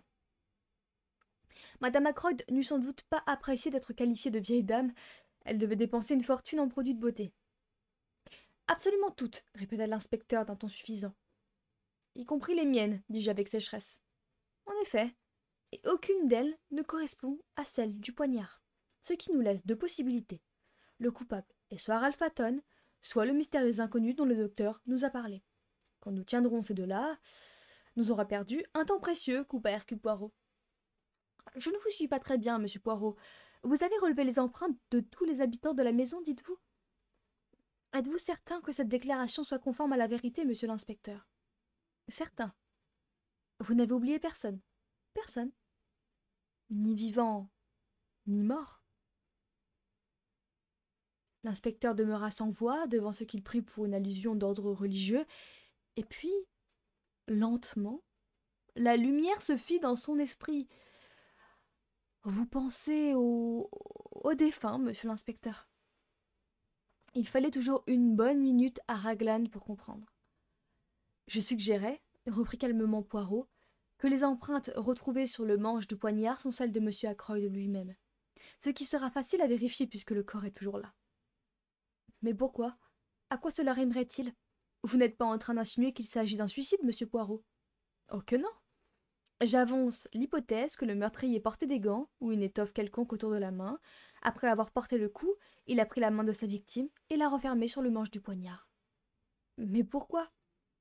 Pour rendre le problème encore plus problématique. Très bien, je vérifierai. Mais comment cette idée vous est-elle venue? C'est lorsque vous avez eu la gentillesse de me montrer l'arme et d'attirer mon attention sur les empreintes. Je ne connais pas grand-chose aux boucles ni aux volutes, et je l'avoue franchement, mais la position des empreintes m'a semblé un peu bizarre. Ce n'est pas ainsi que j'aurais tenu l'arme pour frapper. Évidemment, s'il faut ramener sa main en arrière au-dessus de l'omoplate, cela doit être difficile de tenir le poignard dans la bonne position.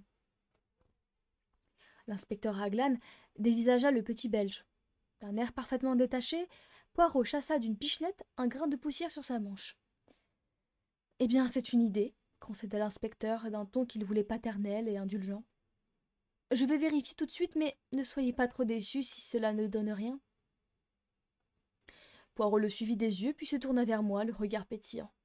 « La prochaine fois, observa-t-il, il me faudra ménager davantage son amour-propre.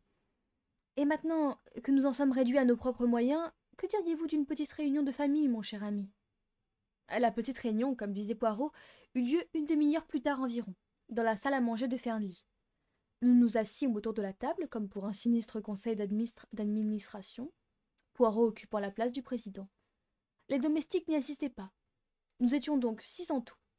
Madame Ackroyd, Flora, le major Blunt, le jeune Raymond, Poirot et moi. Quand tout le monde fut installé, Poirot se leva et s'inclina cérémonieusement.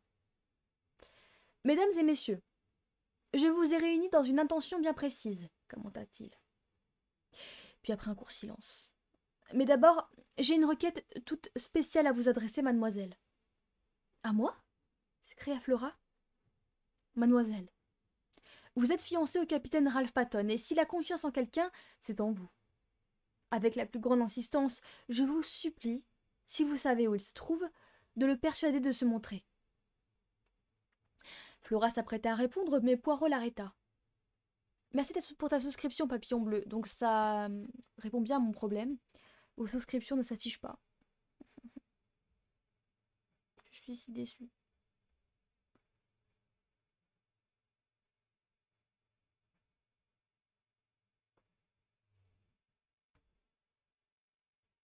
Bon, je réglerai ce problème la prochaine fois.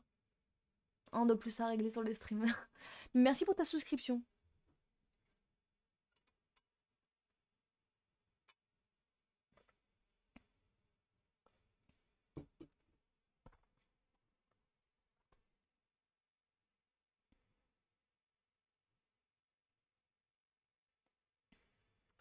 Flora s'apprêtait à répondre, mais Poirot l'arrêta. Une petite minute. Ne dites rien avant d'avoir bien réfléchi. Mademoiselle, la situation du capitaine devient chaque jour plus dangereuse. S'il s'était manifesté tout de suite, il aurait sans doute pu se justifier, si lourdes soient les charges relevées contre lui. Mais ce silence, cette fuite, comment les expliquer sinon par sa culpabilité? Mademoiselle, si vraiment vous croyez à son innocence, persuadez-le de venir se présenter à la justice avant qu'il ne soit trop tard. Flora était livide. Trop tard? Répéta-t-elle d'une voix presque inaudible. Poirot se pencha vers elle et plongea son regard dans le sien. Écoutez, mademoiselle, reprit-il doucement. C'est le vieux papa Poirot qui vous parle. Un vieux papa plein de sagesse et d'expérience. Je ne cherche pas à vous tendre un piège. Ne voulez-vous pas me faire confiance et me dire où se cache Ralph Patton ?» La jeune fille se leva et lui fit face. « Monsieur Poirot, dit-elle d'une voix claire, je vous jure solennellement que j'ignore totalement où peut se trouver Ralph, que je ne l'ai pas vu et n'ai pas communiqué avec lui ni le jour du meurtre, ni depuis. » Elle se rassit, et Poirot l'observa quelques instants en silence. Puis il abattit brusquement les mains sur la table. « Bien, puisque c'est ainsi, n'y revenons pas. Maintenant, et son visage se durcit, j'en appelle à toutes les personnes présentes. Madame Ackroyd, Major Blunt, Dr Sheppard, Monsieur Raymond, vous êtes tous les amis, sinon les amis intimes, de l'homme que nous recherchons. Si vous savez où se cache Ralph Patton, il faut parler. » Il y eut un long silence. Poirot nous regarda l'un après l'autre. « Je vous en conjure, dit-il d'une voix grave, parlez. » Mais le silence s'éternisait. Et ce fut la voix plaintive de madame Ackroyd qui mit fin. Je dois avouer que l'absence de Ralph est assez singulière, oui, vraiment singulière. Disparaître à un moment pareil. À mon avis, il y a du louche là-dessus. Et je ne peux m'empêcher de penser, Flora chérie, que tu as eu beaucoup de chance. Tes fiançailles n'étaient pas encore officielles. Maman, protesta Flora indignée. C'est la Providence, affirma madame Ackroyd. J'ai toujours cru en elle aveuglément. C'est sa main divine qui façonne nos destinées, comme l'a si bien dit Shakespeare. Le rire juvénile de Geoffrey Raymond fusa presque en même temps que ses paroles. Vous ne prétendez tout de même pas que si quelqu'un a de grosses chevilles, c'est la faute du Tout-Puissant, madame Ackroyd. Je pense qu'il voulait détendre l'atmosphère, mais madame Ackroyd lui jeta un regard de reproche douloureux et brandit son mouchoir. C'est reparti pour les jérémiades de madame Ackroyd. Flora vient d'échapper à une publicité des plus fâcheuses. Donc je crois un seul instant en l'existence d'un rapport entre ce cher Ralph et la mort de ce pauvre Roger. Non, pas le moindre. Mais je suis si confiante. Enfin, j'étais déjà ainsi. J'aurais pu n'y avoir le mauvais côté des gens. Cela dit, il ne faut pas oublier qu'étant petit, Ralph a subi l'épreuve de plusieurs bombardements aériens. Cela peut laisser des traces qui n'apparaissent que longtemps après, paraît-il. Les gens perdent le contrôle de leurs actes et deviennent irresponsables, ils ne savent plus se dominer. « Maman !» s'écria Flora. « Vous ne croyez pas Ralph coupable ?» « Poursuivez, madame Ackroyd, » intervint le major. « Je ne sais plus quoi penser. Tout cela est très démoralisant. Que deviendrait la propriété si Ralph était reconnu coupable? Je me le demande. Ah, elle pense qu'à l'argent, elle. » Raymond recula brutalement de sa chaise, mais Blunt resta impassible. Il observa pensivement madame Ackroyd. « Vous savez, reprit-elle avec obstination, il a été traumatisé, et je dois avouer que Roger lui serrait les cordons de la bourse avec les meilleures intentions du monde, bien entendu. Je vois bien que vous êtes tous contre moi, mais je n'en pense pas moins que l'absence de Ralph est très bizarre. Et je remercie le ciel que les fiançailles de Flora n'aient jamais été officielles. Et elles le seront demain, dit Flora de sa voix claire. Flora. Ignorant cette exclamation consternée, Flora s'adressa au secrétaire. Voulez-vous faire paraître l'annonce dans le Morning Post et le Time, je vous prie, monsieur Raymond? Si vous êtes certaine que c'est raisonnable, mademoiselle Ackroyd, répondit gravement le secrétaire. D'un élan spontané, elle se tourna vers Blunt. Comprenez-moi, que puis-je faire d'autre? La situation étant ce qu'elle est, je dois soutenir Ralph. Voyez-vous pas que j'y suis soutenue? Je pense qu'elle est amoureuse de ce fameux Blunt. Elle attend de lui qu'il fasse quelque chose, mais il fait rien. Elle l'observait avec une intention aiguë, et après un long silence, le major acquiesça brièvement. Madame Ackroyd poussa les hauts cris, Flora resta inébranlable, et puis Raymond prit la parole. J'apprécie vos raisons d'agir, mademoiselle, mais tout cela n'est-il pas un peu précipité? Attendez donc un jour ou deux. Demain, trancha résolument Flora. N'insistez pas, maman, c'est inutile. Je suis loin d'être parfaite, mais je suis incapable de trahir un ami. Dites quelque chose, monsieur Poirot, larmoya madame Ackroyd. Il n'y a rien à dire, intervint Blunt. Elle fait ce qu'elle doit faire, et je la soutiendrai envers et contre tout. La jeune fille lui tendit alors la main. Merci, Major. Mademoiselle, commença Poirot, et permettez au vieux monsieur que je suis de vous féliciter pour votre courage et votre loyauté. Et ne vous méprenez pas sur mes intentions si je vous demande solennellement de reculer d'un jour ou deux l'annonce dont vous venez de parler. Flora hésita. Je vous le demande dans l'intérêt de Ralph, aussi bien que dans le vôtre, mademoiselle. Vous froncez les sourcils, vous ne voyez pas où je veux en venir. Mais je vous assure que c'est très sérieux, pas de blague. Vous m'avez confié cette affaire, ne me mettez pas de bâton dans les roues. Flora réfléchit quelques minutes avant de répondre. Ça ne me plaît pas, mais je ferai ce que vous dites. Et maintenant, mesdames et messieurs, j'irai jusqu'au bout de ma pensée. Comprenez ceci. J'ai l'intention de découvrir la vérité. Car si la vérité peut être hideuse en elle-même, elle sera toujours belle et fascinante aux yeux de celui qui la cherche. Je suis âgée, mes capacités ne sont peut-être plus ce qu'elles étaient, et il est très probable que cette affaire soit ma dernière investigation. Or, Hercule Poirot ne reste jamais sur un échec. Je vous le dis, mesdames et messieurs, je veux savoir, et je saurai, malgré vous tous. Il proféra ces derniers mots d'un ton provoquant, comme s'il nous les jetait à la figure. Je crois que nous eûmes tous un haut-le-corps, à l'exception de Geoffrey Raymond, qui conserva son flegme et sa bonne humeur habituelle. Qu'entendez-vous par « malgré vous tous » ? Mais simplement cela, monsieur. Chacun de vous me dissimule quelque chose. Un murmure de protestation s'éleva qu'il fit taire d'un geste. Mais si, je sais ce que j'avance. Il s'agit peut-être d'un détail sans importance, anodin, et que vous croyez sans rapport avec l'enquête. Mais c'est un fait. Chacun de vous a quelque chose à cacher.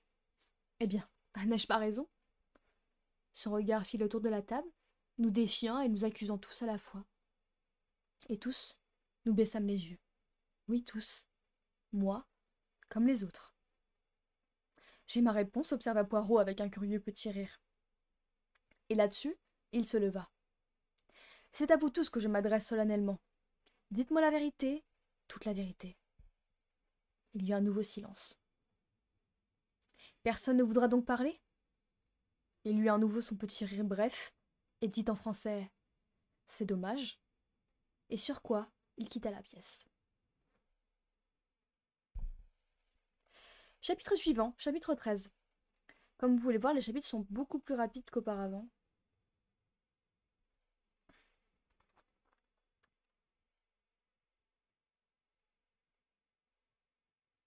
Pourtant, on en est à peu près à la moitié.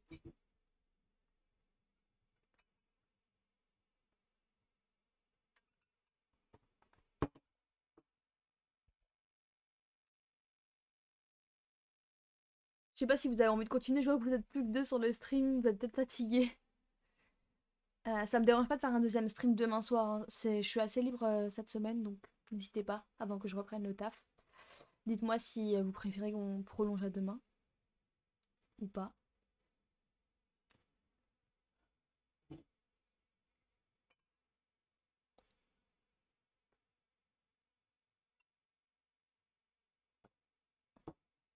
J'en profite pour vous dire que j'aimerais vraiment terminer cette lecture avant la rentrée. Donc fatalement avant la semaine prochaine. Et la semaine prochaine, on va commencer la lecture donc, de la rentrée scolaire. Ça fait 3 ans maintenant que je fais que j'ai cette habitude. Donc de vous lire un livre qui est en programme en septembre pour accompagner les gens qui passent le bac et les aider dans leur lecture. Et l'année dernière, on a lu Le Rouge et le Noir. Non, il y a 2 ans. Cette année, on a lu Le Voyage au centre de la Terre, donc pour le bac techno. Donc là, j'aimerais reprendre sur une lecture axée bac généraliste. Et donc, on va lire un livre donc, qui est au programme du bac L. Et j'hésite, puisque finalement les choix se restreignent, entre Marguerite Duras et Mademoiselle de Lafayette. Sachant que je connais très bien l'œuvre de Mademoiselle de Lafayette, mais j'ai jamais lu, je crois pas avoir déjà abordé l'œuvre de Marguerite Duras. Je sais pas du tout à quoi m'attendre au niveau du style, si ça va être bien ou pas, j'en ai aucune idée. Mais pour ceux qui n'ont jamais lu La Princesse de Clèves, qui est probablement le seul titre connu de Madame de Lafayette, je sais même pas si elle en a écrit un autre. C'est un récit psychologique, le premier récit psychologique en fait qui est apparu en France, qui est apparu à la fin du XVIe siècle, et qui marque en fait les débuts d'un nouveau tournant littéraire. C'est pour ça qu'il est très très étudié, c'est une œuvre assez courte, romantique, triste et tragique, mais qui est voilà, très surannée parce qu'on l'a beaucoup beaucoup beaucoup étudié. Je pense que tout le monde l'a déjà vu au moins une fois. Donc j'hésite un peu entre quelque chose de très innovant mais de surcroît plus long aussi à lire et avec moins d'anecdotes de ma part, ou bien un texte rapide mais par contre euh, beaucoup plus connu et beaucoup moins innovant pour vous. Donc n'hésitez pas à me faire vos retours.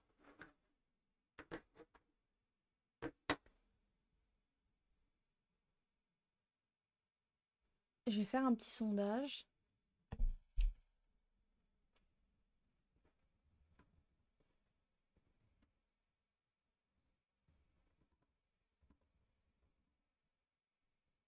Parce que je m'améliore sur Twitch, hein.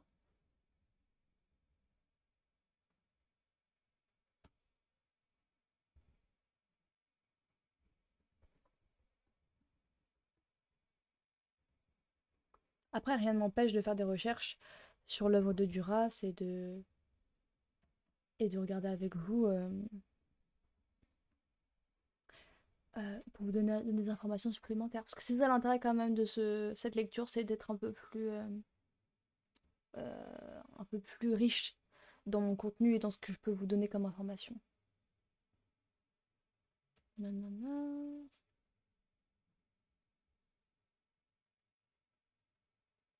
Ah, c'est vrai que ça n'existe plus le bac L en fait. Je suis un peu à l'ouest.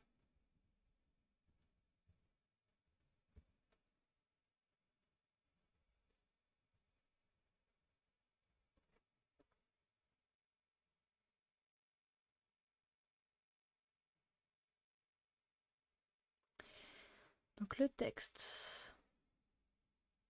Donc pour l'objet d'étude, le récit du Moyen Âge, ça va être la princesse de Clèves parce que c'est probablement le seul texte qu'on connaisse du Moyen Âge quand on fait pas des études supérieures, à mon grand désarroi. Et ensuite, Marguerite. Hein? Ah mais c'est pas Marguerite Duras, c'est Marguerite Yourcenar. Et c'est les mémoires d'Adrien. Bon, je connais pas non plus dans tous les cas. Bon, dans tous les cas, je vois que je parle un peu à un mur. Peut-être un peu endormi.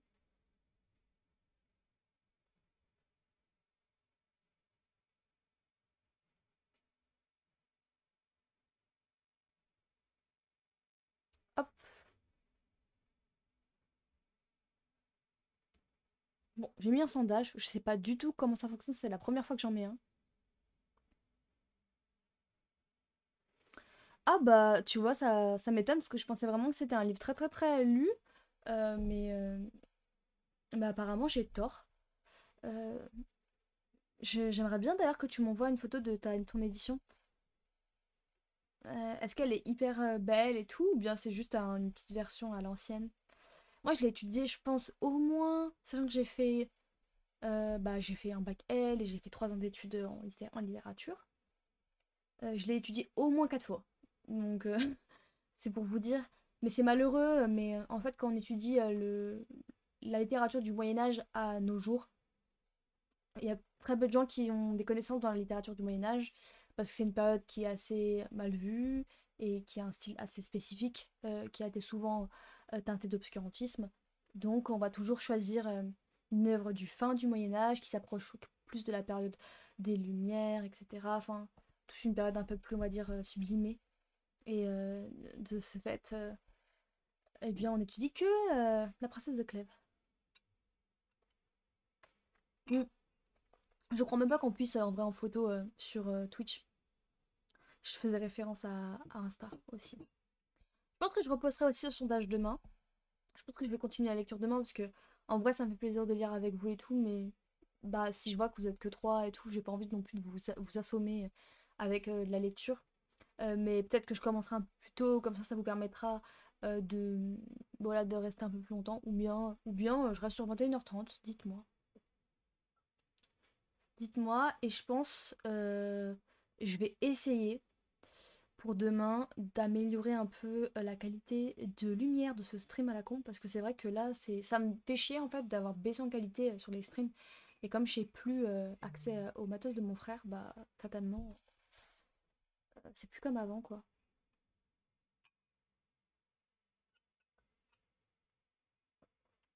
Ah ouais, vraiment à l'ancienne. Moi je crois que je sais même pas si je l'ai. Je crois que je l'ai même pas, figure-toi. Alors que pourtant, je l'ai étudié 4 fois, hein. Mais bon, après, ça s'emprunte facilement à la bibliothèque. En tout cas, ta version, elle est quand même plus belle que ce qu'on peut retrouver aujourd'hui. C'est un peu cliché ce qu'on peut retrouver aujourd'hui. Mais c'est très intéressant. Après, il y a beaucoup d'utilisation. Donc, en fait, c'est un mélange entre une écriture moderne et contemporaine et l'empreinte des codes propres au Moyen-Âge, avec tout ce qui est amour courtois, tout ce qui est emprunté au théâtre, etc. Et après, c'est sûr que là, je vous vends pas mal de billes par rapport à la princesse de Clèves, mais c'est surtout parce que je connais pas du tout Mémoire d'Adrien. J'ai quand même voulu lire le titre des Mémoires d'Adrien.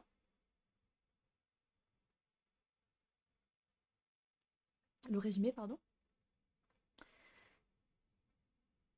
Après, je crois que j'ai déjà par contre travaillé sur l'œuvre de Marguerite Yourcenar, mais sur une adaptation d'un personnage de la mythologie.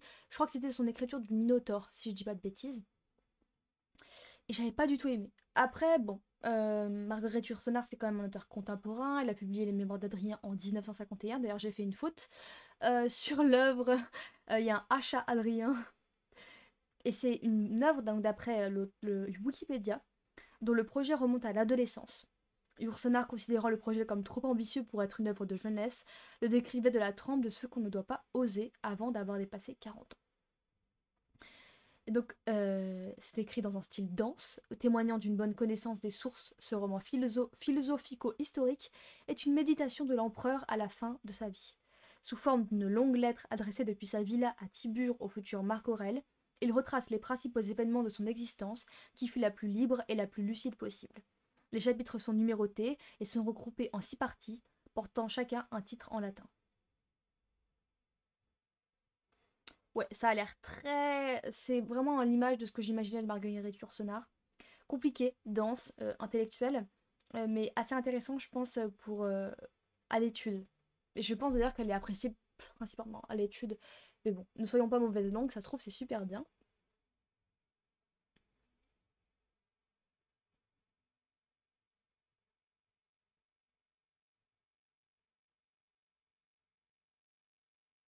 Alors, comment est partie cette envie d'écrire cette œuvre? Le projet initial de Marguerite Yourcenar, alors qu'elle n'avait qu'une vingtaine d'années, était d'écrire un texte sur l'empereur Adrien, dont le narrateur aurait été son favori, Antinous. Bonsoir. Les différentes versions de cette première ébauche, blablabla, on s'en fout. Pour moi, c'est un roman historique, mais c'est considéré comme un point d'interrogation parce qu'elle a cherché le plus possible à se rapprocher d'un personnage et d'une ambiance historique, sans pour autant vouloir le construire de manière authentique. Donc c'est une biographie fictionnelle un peu. Donc voilà, j'espère avoir été à peu près fidèle à l'œuvre de Yourcenar. À vous de choisir, je vous laisse au sondage. Dites-moi si vous préférez donc une œuvre plutôt au XVIe siècle ou bien une œuvre très contemporaine et aborder la littérature contemporaine, mais parmi ses classiques, afin de voir un peu une œuvre différente. Après, n'oubliez pas que les deux ont des styles et qu'il faut savoir apprécier à l'écoute. Voilà, Marguerite Yourcenar, c'est quand même compliqué, c'est un style dense, il faut savoir s'accrocher. Après, je vous ai lu Le Rouge et le Noir que vous avez beaucoup aimé. Donc pourquoi pas se lancer dans Les Mémoires d'Adrien.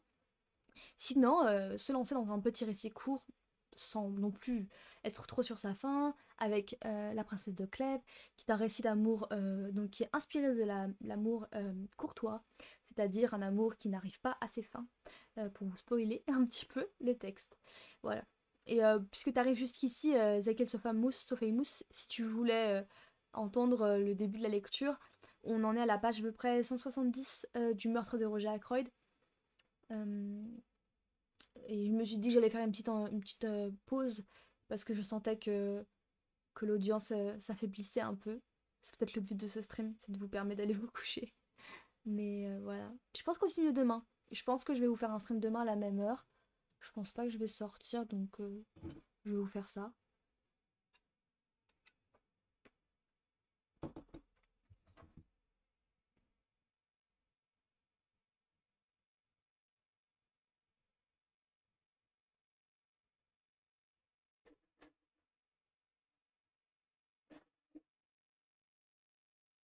C'est cool qu'on puisse faire des sondages.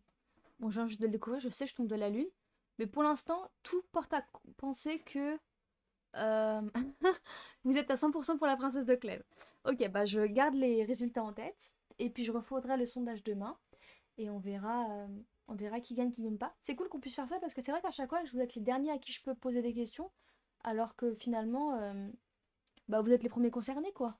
Donc ça serait cool que vous puissiez plus contribuer. Bah, je suis ravie de voir que vous aimez, vous appréciez ce style parce que personnellement, c'est la période que j'aime le plus. Si j'avais continué mes études en lettres, c'est certain que j'aurais fait sur le Moyen Âge parce que j'aime bien les petits canards de la littérature, j'avoue, et j'aime beaucoup l'univers courtois. Donc, je pense que je pourrais vous apporter beaucoup d'informations et c'est avec beaucoup de plaisir que je vais vous commencer cet ouvrage. Mais on va quand même terminer le meurtre de Roger Ackroyd, je vous le promets. Pas ce soir, du coup, je vous laisse une petite pause. Euh, mais, euh, mais voilà, on va faire ça, ça va être un bon week-end lecture avant de reprendre la rentrée scolaire, la rentrée pour ceux qui taffent aussi. Moi, je reprends mercredi, le 1er septembre, et puis finalement, il fait moche, donc on n'a pas rien de mieux à faire que de rester entre nous à la maison tranquille. Merci d'avoir participé au sondage Le Renard TV.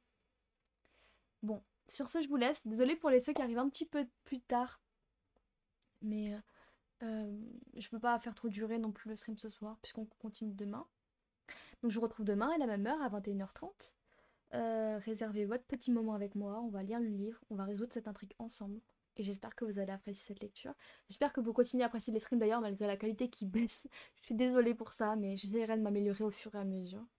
Et merci Ibema Tfa d'avoir participé au stream, ça fait trop plaisir que tu te sois créé un compte et tout pour... ou bien peut-être pas, mais que tu sois venu par ici pour venir assister à mes lectures, ça me fait trop plaisir. Bonne soirée et à demain. Bonne soirée, Gaël So Famous. Ciao